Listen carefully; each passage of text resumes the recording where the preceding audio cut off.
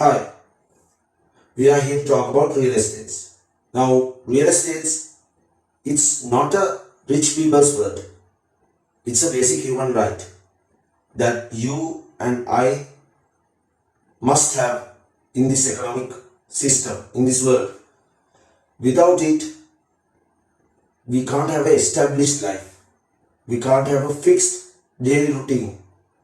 You have to worry about your rent, you have to go here and there. Now, before we go into the topic deeply, we have to introduce ourselves.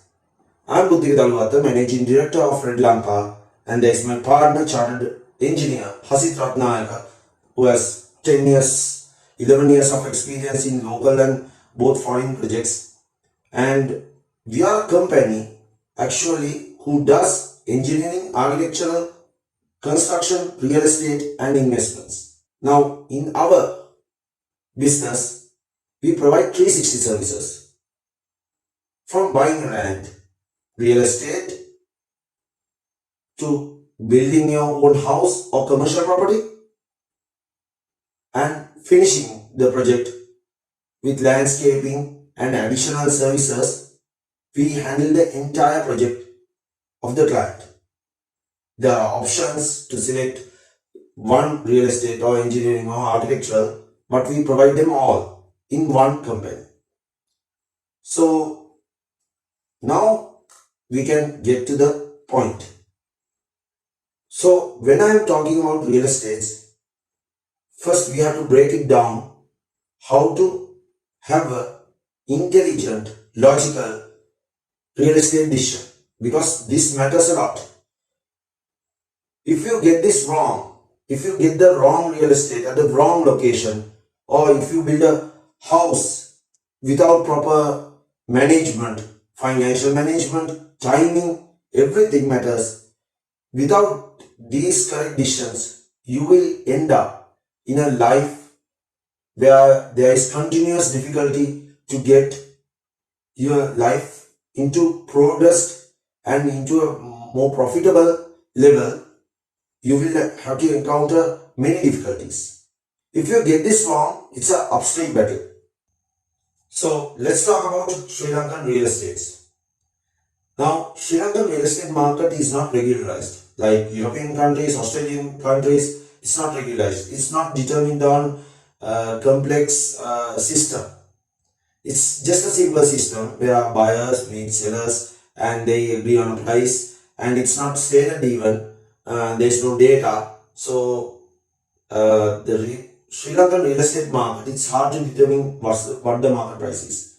It's not just basically adding Itmang or Lanka property web and determining the price. No, it's just a bit lower than that, because agreeing on a price and making it on paper, the price that they agree on is less than the advertised price. But you get the basic idea when you go through the advertising, but it depends on a lot of factors. So real estate market, when you're considering the location, the particular location's market value determines on many factors, and it should be carefully analyzed. So our company has data.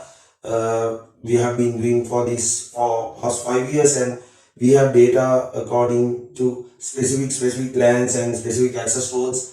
So it all depends on where you are located and what's your land. So having a good location means you have to think as an investor. So good location means the market price, the market appreciation rate is high, and usually it is near a city where lots of businesses are happening, or it's in a transit city where the location you are sitting in or you are having interested in is connected to a very big city, and the travel is very easy to that city. So investment wise, depending on the businesses and the demand of the location, the market price determines. Now you are having a budget here, and you have to check whether it's feasible enough to get a property on that location, get a good property on that location. So you have to balance it out and see the feasibility and select the location. Now everything is all right. Now you have your budget and you have the location and investment perspective. You have the idea of it. So what's next? You have to think about everyday traveling. So there's a golden rule: 60 minutes travel time. Now 60 minutes travel time is very important rule, because 60 minutes means when you are working or you are having kids and you have to put them into school, the more you travel, the more exhausted you get. And living in a home like that, living in a having a location like that is very troubling. And don't get me started on the fuel cost. Everyday commuting, if you are traveling longer, will affect your personal life budget. Your monthly budget will go up like 10% or 8% depending on where you live. So that's one rule. And the access road, the road condition where your location is. So the real estate price depends on access roads, good access roads. The demand depends on that. And you have to consider the fact of vehicle jams on that area, maybe landslides. So the location you are in should be free of those. And if you are not in a location like that, you will end up having a lot of trouble, and also resale element is very low. Third point is local appreciation. So local appreciation, there are three factors. One is demand, other one is business, and historical, geological, natural events. Now local appreciation depends on what I said earlier, the demand and the businesses which are coming to the location. So you have to be mindful of that. Gyms or any supermarkets or pizza Hut restaurants, franchises. Franchises are good businesses because they actually locate those cities where there is demand for growth. So that's a good indicator. And of course the history. History is very important. History of the land, history of the location. So the location, if there are natural disasters like flooding, if there are particular location in the city where there's flooding and where there is landslides, you have to be mindful of that. Because not having a landslide in your property, that doesn't mean you're out of trouble. Because landslides along the road will be actually will have an impact on your daily life.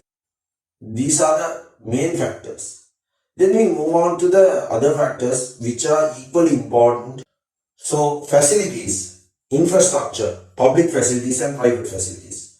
When we are talking about infrastructure, it takes a little bit time to actually have infrastructure projects and establishing infrastructure projects, and the property value increases. Sometimes it may be instant, in some places it will take time. But anyway, infrastructure projects, especially highways, people, when building highways, businesses will come.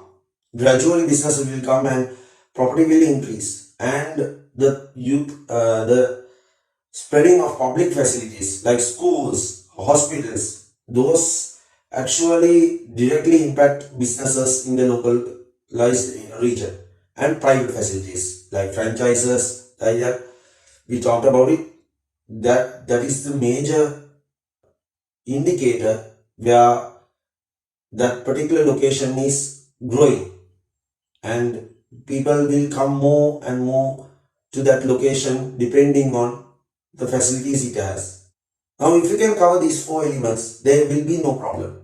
You don't have to have a wheelbarrow and get into the supermarket and all, because if you can cover the supermarket groceries, if you can cover even the hospitals nearby within like 5 kilometer radius, you will have a much easier life in that particular location because the facilities are available.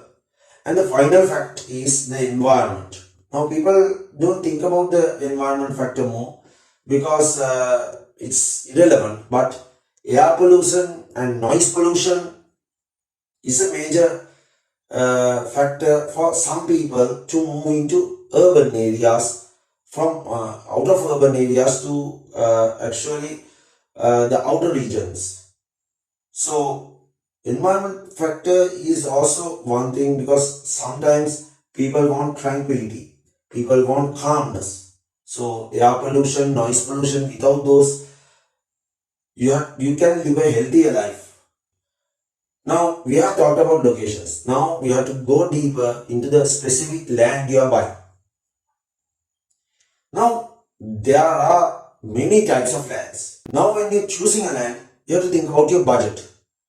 So budget, when it comes to budget, the average market price of the particular land and the construction cost if you are building a house, and you have to add for the total 20% more, and that's your maximum budget. The maximum budget is actually more than 20% of your total project cost, because you have to when you're keeping a budget, you have to have deviations, because you will not get everything you want, and you will not get to the price you are thinking, but you will have to account for the variation factors here and there, and that's the maximum budget. So when choosing a land, carefully choose the land according to your budget. Now we go to the land features. When we are talking about the land features, we have to first explore access roads. Access roads is a key factor in land features. So access roads, when we are talking about the location access road, the road quality and all applies to this as well. But the main thing is the width of the access road. If it is like 12 feet, 10 feet, then also the property value also decreases from the average.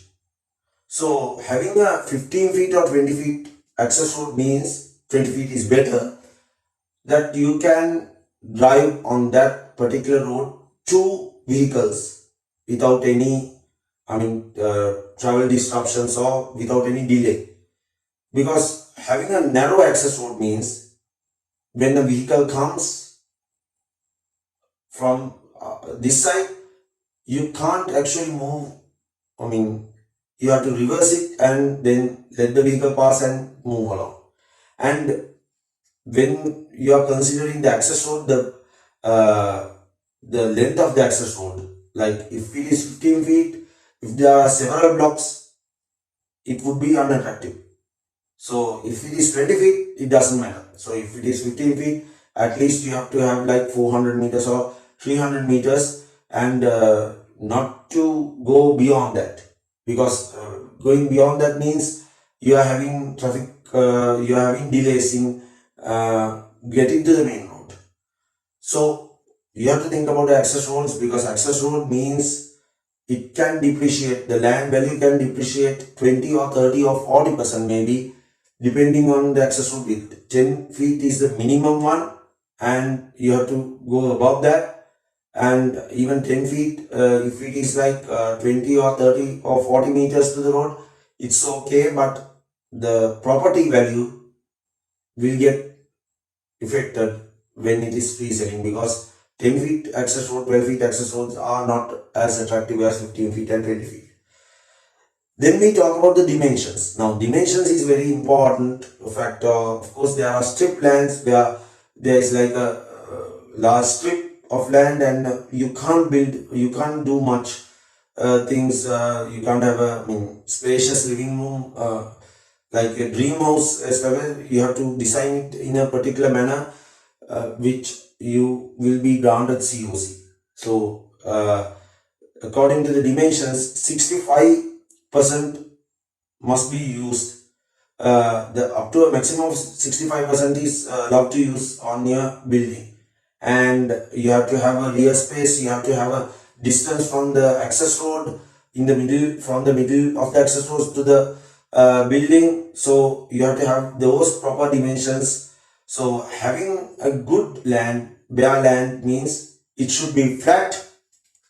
There can be little bit of slopes like 5%, 7% slopes, but it should be basically flat.